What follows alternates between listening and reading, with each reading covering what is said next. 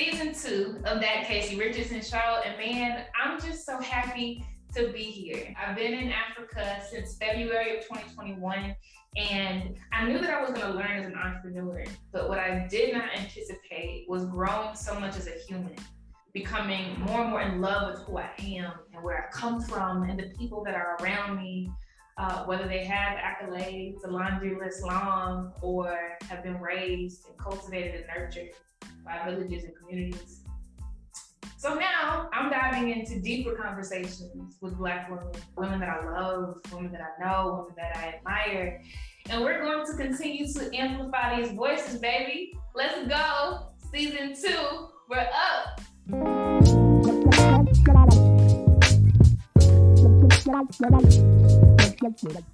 Yay! I'm so excited, y'all. I have my entrepreneur girl crush on season 2, episode 1 today, and I can't wait for her to drop gems. She is a fellow South Carolinian, Natasha, Weston. Welcome to the building. Thank you so much for being on the show today. Thank you for having me, Casey. I'm so excited. Likewise. So I just have to tell the people that you are definitely on the For the Record segment because you just drop bars in regular life. Like, I feel like every other sentence that you say, whether you're typing it in your copy on marketing, or you're on IG Lives, or you're doing your own things, or I've read a couple of your books too, right? You just drop proverbs and gems and just straight shooting type facts that we need. So I'm gonna jump right to it and let you feed the people. And speaking of, you dropping gems, I'll never forget the first time I really heard you speak and give knowledge to an audience, and that was on our friend Kristen Feaster's IG Live, and you were talking about the fact that we have to understand and accept that not everyone, like most people, won't be in our cheering squads when we're starting entrepreneurship. And you put the onus on us to focus on the things that matter and focus on our businesses and understand that later they'll show up, right? Like later they'll be cheering. You were speaking to me in that moment, Natasha, like I was personally going through some things and feeling very, very bitter around lack of immediate support. But can you unpack that further for us? You've been in entrepreneurship for more than 10 years now. What are some of the things that are important for Black women to understand about support systems and disappointment? So thank you for watching Kristen and I segment. That was like to date one of the best conversations I've had because she asked some really real questions that I think we kind of tiptoe around, especially as Black women. I think that everybody's support system and the definition of it is totally different. And I'm a firm believer that only time and experience will really show you who's for you. And that was something that it took me years to learn. Like I'm talking 7-8 years in this thing to really finally grasp the fact that while we spend so much time trying to focus on getting support from friends and family, that desire for the support from them, it only comes from them being familiar to us. So we naturally, as humans, we want support from the people we're the most comfortable around. But the reality is when you step into entrepreneurship and saying that you want to build a brand and make all this money and be impactful, you got to look beyond the people that you're comfortable with. And that's like, I think, and I said this in the live, it's like 1% of think of all the people in the world that your business or your brand or your organization could serve. And like you're focused on the 1% and putting all your energy into getting it from them. Like, is it really that important to you? Right. And it should be no. And so I know that we all want, pats on the back from friends and family, but the reality is like most people only understand as far as they've gone. And I don't know about you, but like my aunts and my uncles and like even my dad, like they've never gone to college, most of them. They've never stepped outside of the state. And that's because the people that came before them, that was the example. So they never went that far. So you can't really expect people to understand the vision that God gave you or the dreams that you have, because most of the time everything is context. Yep. They don't understand it because they've never experienced it. You can't take it personal. And I think as Black women, we take a lot of things personally. And in some areas, rightfully so. But when it comes down to support, we got to look past the 1%, because if you're called to speak to millions, 1% should not ruffle your feathers. Chill. Your period. Okay. So that's how I feel about support. And like I said, I don't want anybody listening to think that I woke up and understood that. It took me years to get to that point. It took me lots of frustration and just feeling like, well, if they don't support me, the world isn't. There's also a saying that goes around that I cringe, Casey, every time I hear people say, if you can't make it in your hometown, you can't make it anywhere. Well, hello, you guys. I'm a living, walking testimony that I had to leave my state to meet people and get influence and start my brand. And then now I live back in my home state, and it doesn't matter where I live. I barely go to events here, and it doesn't stop anything that I'm doing. So I think we just need to get rid of that myth of, if your family and friends aren't supporting, and that's a sign that what you're doing isn't valid or it's not good enough. That is the biggest lie. And I think I'm pleading so heavy to what you're saying, because everything you're saying is a result of experience, like you're saying, right? Like textbook can't teach you this right here, right? Like 8-week course can't teach you this right here. Like, you've lived it, you've experienced it, you've moved away, you've come back. I definitely want to amplify your voice and help, as much as I can, right? Even be honest, amplify your voice, because like you said, aunties and uncles and grandparents, and even those that went to college, right? They don't see entrepreneurship as a major in the South, right? Like in the Midwest, you gotta go all the way to Stanford or something to even learn that perspective. So you're dropping so many important gems. Thank you for reminding me of things that you said back then that I need to hear now, and it reminds me to give grace, right? To extend grace to these people, because they're not my enemy because they don't support, like you said. That part. That part. They're not your enemy, and like that goes back. We take everything so personal. And if you want to be on TV and do just massive things, like if you want to do next level things, you gotta get over the offense that you think is there. Because like you said, they're not your enemy. They just can't understand beyond what they've experienced. Right. That's the bottom line. And when you truly understand that, you'll be out here moving and shaking and making things happen regardless to who shows up. You literally, y'all, to be honest, there are things that I have launched and done and got crickets. Nobody signed up, but guess what? I still showed up. I still made a big deal. I always tell people, make a big deal over everything you do. I don't care if nobody signs up. I don't care if nobody buys. Make it a big deal. And I think that's what one of the things that has allowed me to grow really the way that I've grown, is that I make a big deal over everything I do, even if it's the first time I've done it, even if I don't know what I'm doing while I'm doing it, even if I got tech problems, any of that, I make a big deal over everything that I do. And what ends up happening as a result of that is when you get excited about your vision, when you get excited about your business, people don't got no choice but to fall in line, whether it's 10 or 5 years later, period. So you got to get excited and make a big deal about your stuff. Love it, love it, love it. I'm just falling in love with you even more. I mean that deeply. I mean that deeply. You are so fire, Natasha. And I just want to be connected to you and be support for you too. To give you a shoulder and be like, sis, you're not by yourself. Because I know there's so many people that follow and learn from you. So to that point about learning from you, you are a best-selling author of 3 books. Those being 10 Effective Ways to Start Your Business with $0, Dare to Live Your Dreams, and Brand You Like a Boss, which is the first book of yours that I read. What are the high-level takeaways from each of those books? And where can listeners purchase those books? So my very first book was 10 Effective Ways to Start Your Business with $0. That book is Casey, I want to say 62 pages. It's you could read it at the stoplight. That's how short it is. And I actually wrote that book after living in New York City for a year and a half, and I came back to South Carolina, went back into corporate America, And, I had started my first business in New York on my aunt's couch. I originally went there to pursue a career in fashion styling, intern with BET, work with K. Michelle Stylist. I had a really good experience there. And what I noticed while I was there and starting to network and meet people was that my friends in the industry always came to me saying, hey, I want to get my clothes on this celebrity or this person or that.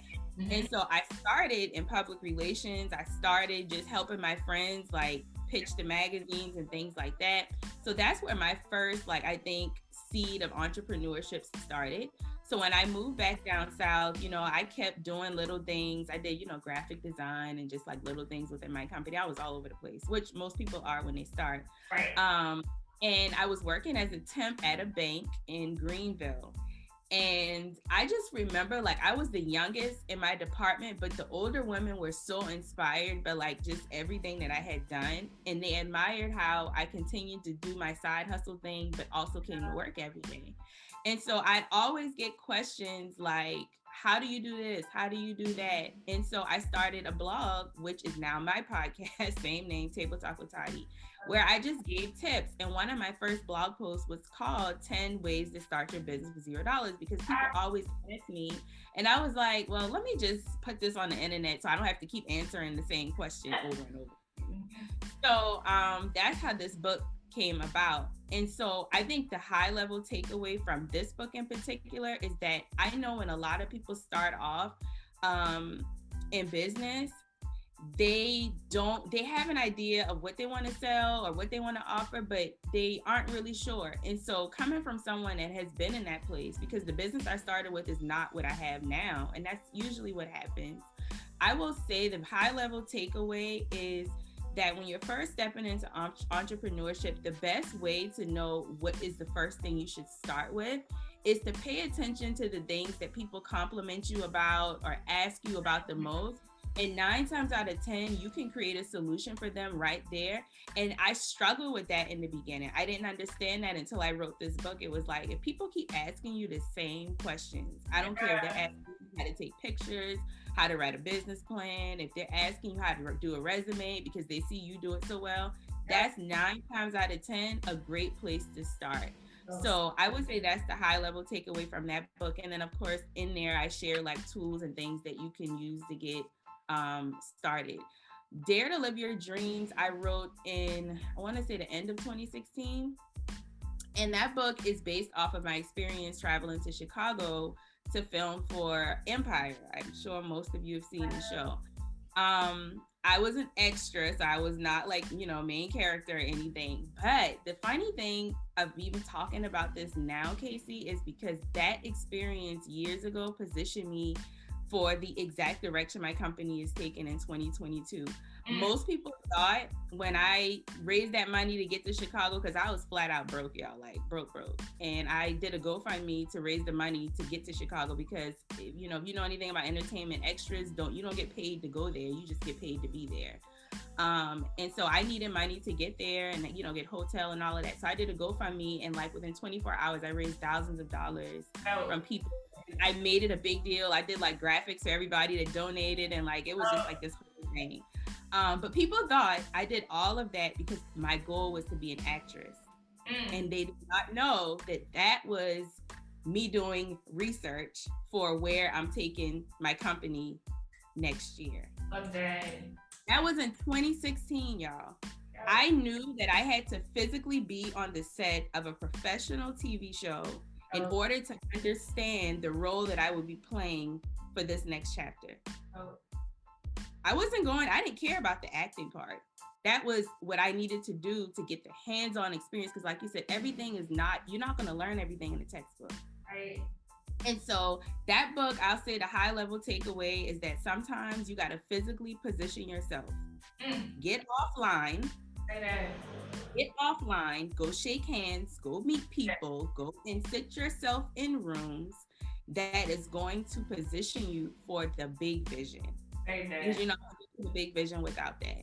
So that's the high level takeaway from that book. And then Brand You Like a Boss, which was the last book that I wrote, is all about personal branding. And the high level takeaway from that, I'll say, is that you don't have to be an athlete, a singer, a politician to build like massive wealth and influence. Like you could literally be quirky and awkward and all of that and build massive wealth and influence. Like look at Issa Rae. Like she is a living example of how like you don't have to be what we've grown up to see as influence and impact in order to make a change. And so that's why I'm such a huge advocate for personal branding, is because I think people are sometimes building their business the opposite way. They're like leading with the business and people don't know any of the story behind how the business got started. And that's like a huge disconnect. Like I see it all the time. People have great products, but I don't even know like why they created it or what happened to them to position them to create it. And then I go to the person that's like not oversharing, but the person that shows some type of personal connection to the brand that they're building. So that would be the high level takeaway from that book. And you can get all 3 books on Amazon. And then Brand You Like a Boss, you can get at natashaweston.com all the time. Dope. I love, Natasha, I love that you leave these crumbs that you go. Like so many times, especially us as Black people, I'll say, right? Like because we've had to be 120% qualified to get the corporate job, right? Or 200%, better to be promoted, right? I think a lot of times in entrepreneurship, like we want to have all these degrees and accolades and certifications and experiences listed before we jump out there with a product or offering or a service. But you literally wrote the books as you went, and you went an inch wide and a mile deep and said, "This experience taught me that," right? And now this experience taught me that. Fire. And that's important. That's important. And that's how I write my books. People are like, when are you gonna write another book? And I'm like, when I get through this chapter. I am a firm believer that there are seasons that you are supposed to be in your journal and there are seasons you're supposed to write the book.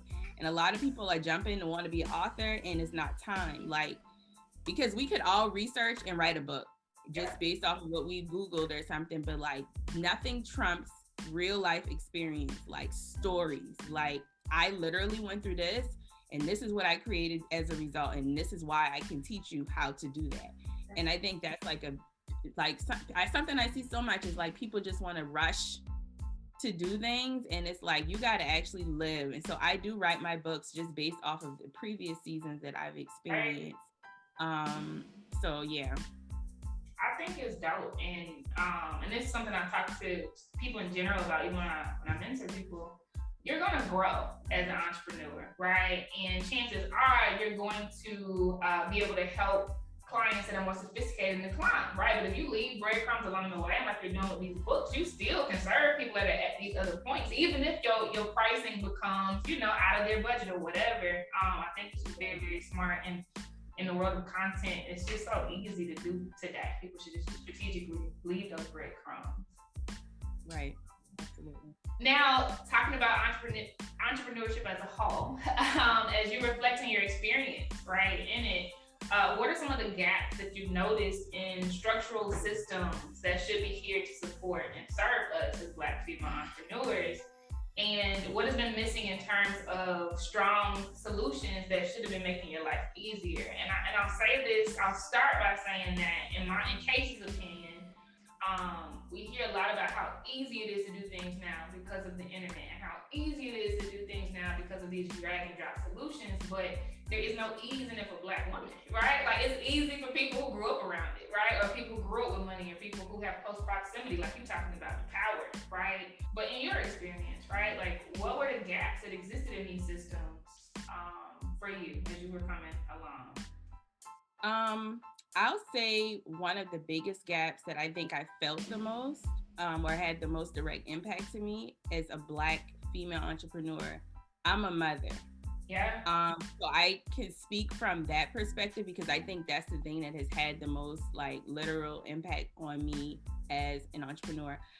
I've come into contact with a lot of Black women who have, Casey, genius ideas, like brilliant ideas, great work ethic, very determined, but they're limited on how they execute and how much they can execute because of the barriers we sometimes experience with childcare and like having access to a village to help us raise our children to be like smart and people that are going to be good people when they grow up, and even like as children. And so, I've got a 7-year-old, and I will say that, I realize not every Black woman has a mom that's as supportive as mine is, or a sister that picks up the slack sometimes. And I'm a single mom. So that takes things to a whole nother level. And so I think for as far as gaps, that is one area that I would like to see close. I would like to see more opportunities for childcare, because what if you got an opportunity to go and do something really big in another state, but you're a single mom and you're trying to work and do your side hustle and find somebody to take care of your kid, somebody that you can trust. Yep. To take care of your kid while you go. But then a lot of Black women now have to give up those opportunities, right? Because they don't have the child care. They don't have the support, the village that's going to say, all right, you go do that. I'll make sure your child is taken care of while you're gone. So when I think about gaps for Black women, I have to come from this perspective of a mother, because that's the thing that has impacted me the most, is that like a lot of Black women are giving up opportunities and having to like pass by chances to execute the businesses that they dream about, because they don't have something as simple as adequate, safe childcare in a village to step in and say, I think like how you have daycare, you could drop your kids off to go to work. There should be a program where if you get an opportunity, you should be able to drop your child off or have your child in a community where they're still being fed, not just physically, but mentally. Like they're also growing as you're out building your dreams and, doing the thing. So I will say that's a gap that I would love to see close. And I know as I continue my journey, that is an area that I hope to make a difference in as well. Yeah, that gives me chills and it makes me emotional, honestly, because it is something that is not talked about or articulated, but you're so right. Like, because women, Black women, we're typically the ones rearing the child, not always, right? But we typically are. So when a dude, right, has these opportunities that pop up out of nowhere, right? But things move very, very quickly. Like you talking about, they have the ease and the luxury of keeping up and keeping pace. That's powerful, Natasha. Man, okay, so it's out here, y'all. So be thinking about that, right? Like my wheels are turning, and that's definitely not my area of expertise. But like you brought up something that I've been secretly, not knowing it's a secret, Natasha, but like secretly struggling with, right? Because I am in love now and I am looking forward to growing a family and doing all of these things. But inwardly, I'm like, I love to be a nomad. I love to travel the world. Like I would love to stay in Africa and do this. But then I'm like, but I got to be a mother. And like, what does that look like? How does that work, right? I've already been planning and thinking about sacrifices or things like I'm going to have to put down, right? And it shouldn't have to be a sacrifice. You see what I'm saying? It shouldn't have to be a sacrifice. It's really unfortunate. So like, you're right. It shouldn't have, you thinking about it being a sacrifice, but it shouldn't have to be that way. We should be able to pick up and go when we need to and thrive the way we need to, just like men can do. We just right now don't have that, that opportunity. That's deep. I told y'all bars, like sis just got them. Okay, beautiful. So speaking of these long lists of accolades, like you got them heavy, Natasha. So you've been recognized by the White House for your work in gender equality. Super, super dope. At the United States of Women Summit in Washington, D.C. You've graced stages for corporations such as TD Bank and Google. You've been featured in an array of publications and brands such as Sheen Magazine, Live Civil, or Live Civil, and Market America. So as you look forward, Natasha, what is it that you want more than anything? What prize, if any, is still out there that you plan to claim? So, well, first of all, the prize that's at the top of the list, I would love to hit New York bestsellers list one day. I don't have any other thing that I want to win, but that before I leave this earth, I would love, like that would be the ultimate accomplishment beyond anything else. I don't know why, and I guess it's just, being a writer and author, like that's like, I'm sure most authors have that, goal, but that's, if I could win anything, it would be that. What do I want more than anything? I think is to continue on the path to ownership. I don't know about you, but growing up, especially in South Carolina, I don't know if this is a Southern thing, but like we were only taught to aim to own houses and land and like material things and like go to college, get a degree. Those were the things that we were taught to aspire to obtain. But I want to keep stamping my name on the things that I create so that Tyler and any other children that I have and his children and their children have something to build on and something that will help them to live out their dreams without having to cross some of the boundaries that we have to cross today. I tell people all the time that Tyler doesn't have to go to college if he doesn't want. He doesn't have to go in the military. He will have a third option that I did not have. Say that.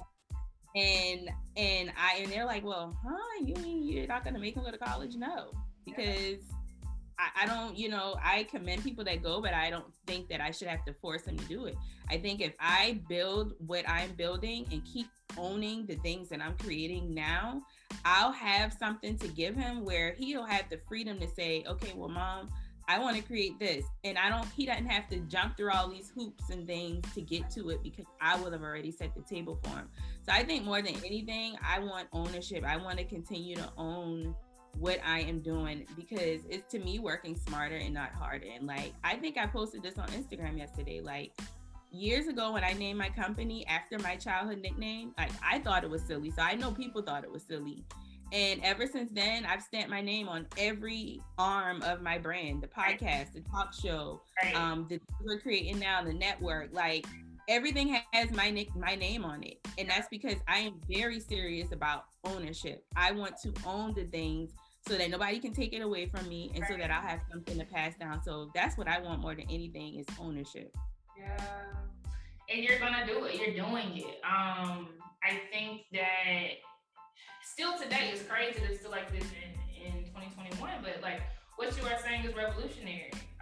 That your child or your children do not have to go to college if they don't want to, right? But if we think about families that have wealth, right? Like they can graduate high school and run the family business, right? Or not work in their own reality shows, and we're seeing how they live and fine, right? When I was in the Bay Area, like, I heard about how Mark Zuckerberg dropped out of college and he still built Facebook and like so many others, but I was legit seeing how like white boys, right, could walk around and quit companies, quit colleges, and just build something, right? So yeah, like what you're saying is revolutionary. Like if I be honest about myself, like I have been toying a lot with the idea of wanting to get my MBA, not because I was not smart enough already, because I was. I could influence, I could drive change, I could speak to the highest people at the ladder in the world, right?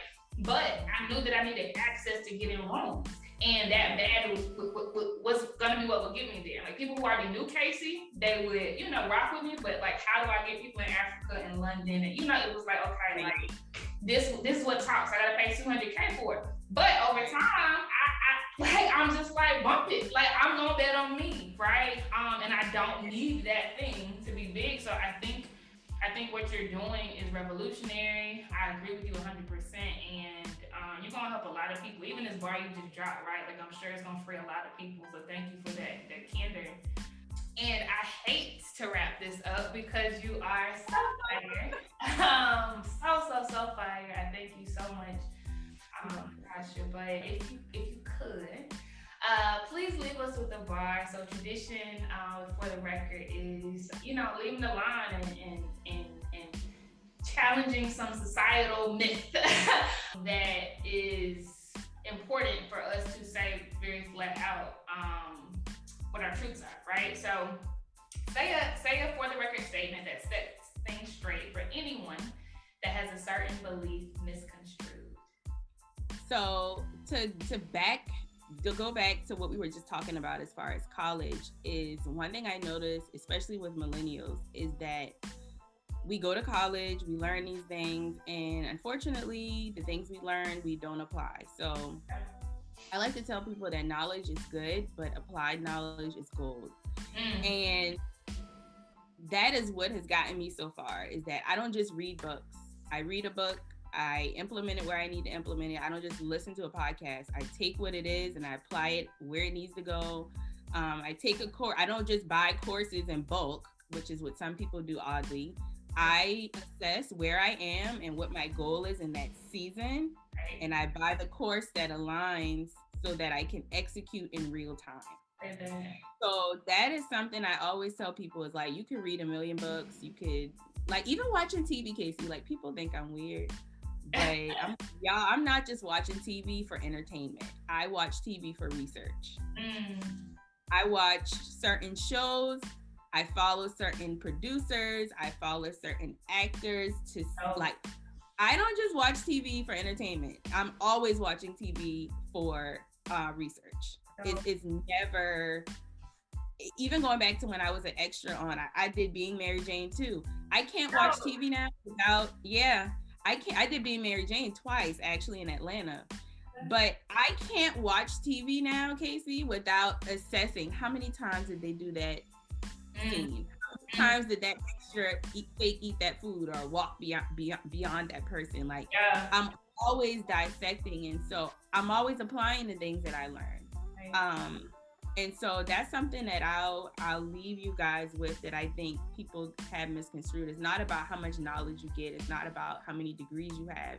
It's like, what are you doing with it? Are you actually putting it to action? Because action is what actually moves the needle and brings forth change, and change not just for you, but for the people that are connected to you and the people that are supporting you. Ultimately, is like, what good are we if we're learning stuff, not applying it?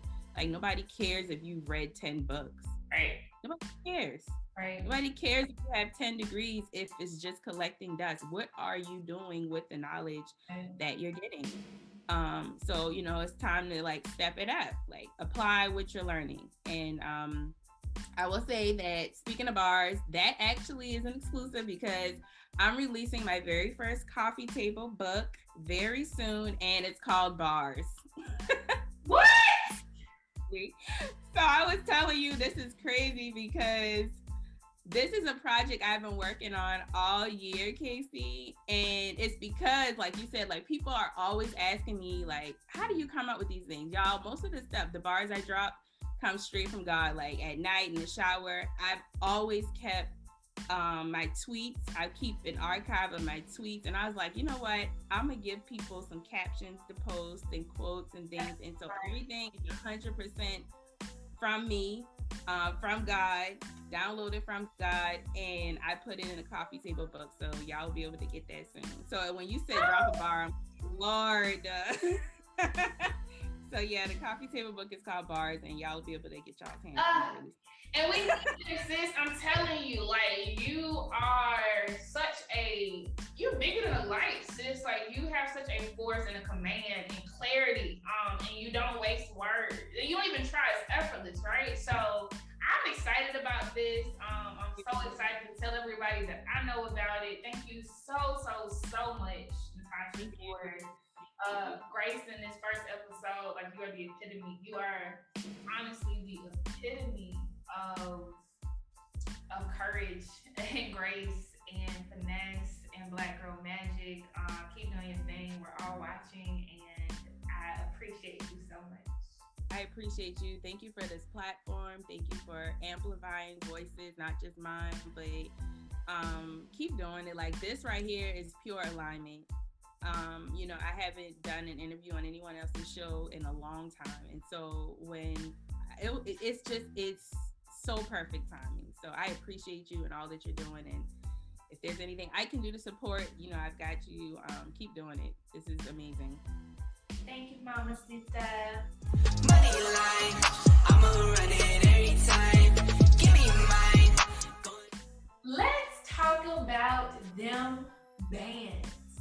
Recently, Bank of America launched the first of its kind capital directory that gives female entrepreneurs front row access to funds around the country. I'm talking about venture capital funds, I'm talking about grant programs, I'm talking banks, I'm talking MFIs, which are microfinance institutions, and more. It gives you a database of hundreds of US-based firms that are looking to give financing to female entrepreneurs. I'm telling you this because it has been extremely hard for us to find grant data, right? And grant programs and business pitch competitions, etc.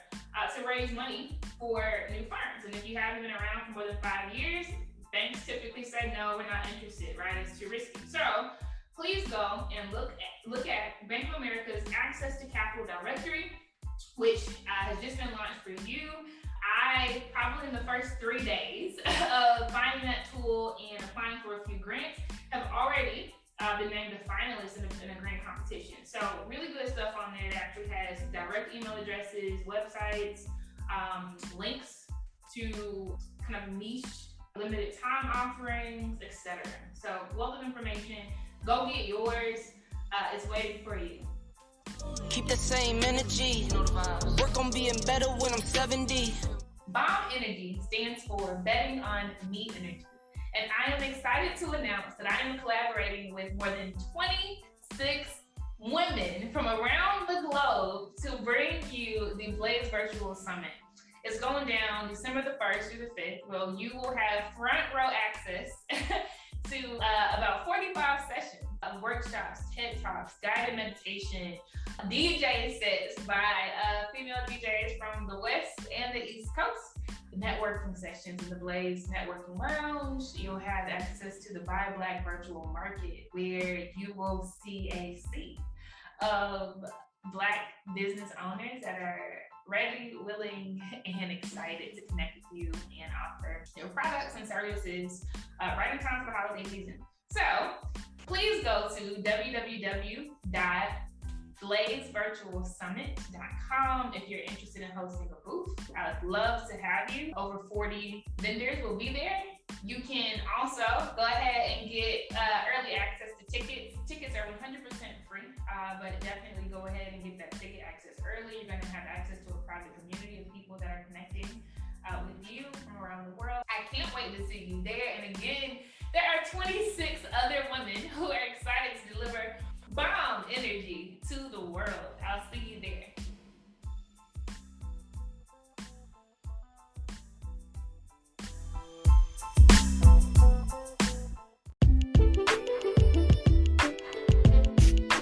Blaze Business Intensive is the 6-week business management course for Black women. Enroll today by going to blazebusinessintensive.com.